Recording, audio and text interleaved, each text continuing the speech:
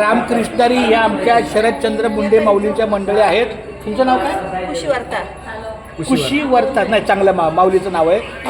पण फार सुंदर, यांची फार मोठी सेवा आहे. आल्या आल्या वारकऱ्यांच्या मुखी अन्नदान, त्यांच्या मुखी घास घालणं, वेळोवेळी वाढणं, पाणी देणं, सगळ्या गोष्टी आणि दिसल ती कामं करणं हीच सेवा धर्म पुण्य आहे. सांगे सकाळ श्रीहरी देवांचाही देव करतो भक्ताची चाकरी. आम्ही पण मुंबई ते पंढरपूर दिंडीला मी गबाळ्यासारखा असतो. उलट मला माणसं सांगतात माऊली तुम्ही दिंडीचे मालक आहे. मला सांगतात माऊली एक मिनिट मालक आहे, टॉप राहा.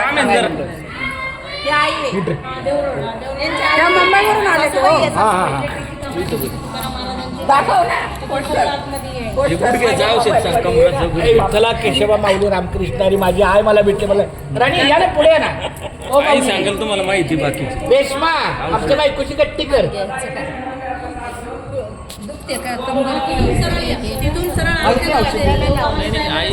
आईला माहिती ना.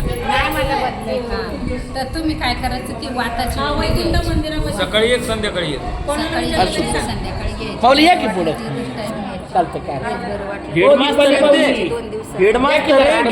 दिंडीहून मुंबईहून दिंडी आणते. मुंबईचे लोक घेऊन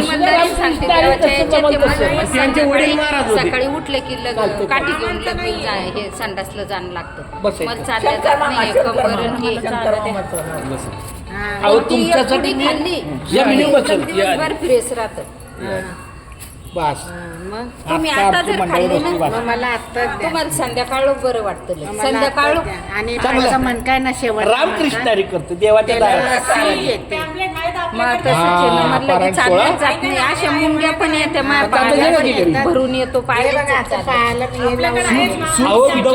आज देहूच्या ठिकाणी आपण वैकुंठ गमन फार मोठं भाग्य आहे.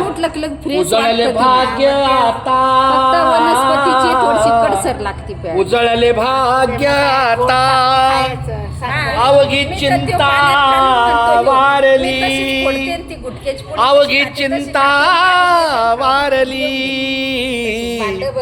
संत दर्शनी हा लाभ,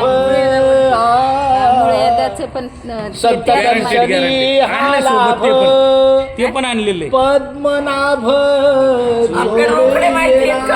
रोकडे हा रोकडे पद्मनाभ जोडीला.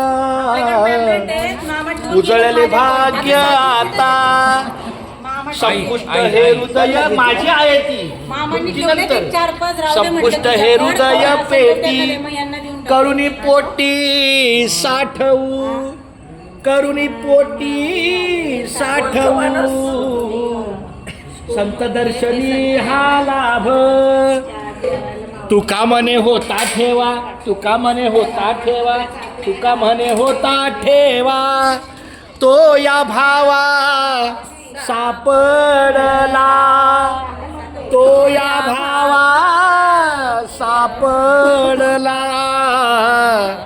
संत दर्शनी हा लाभ, संत दर्शनी हा लाभ.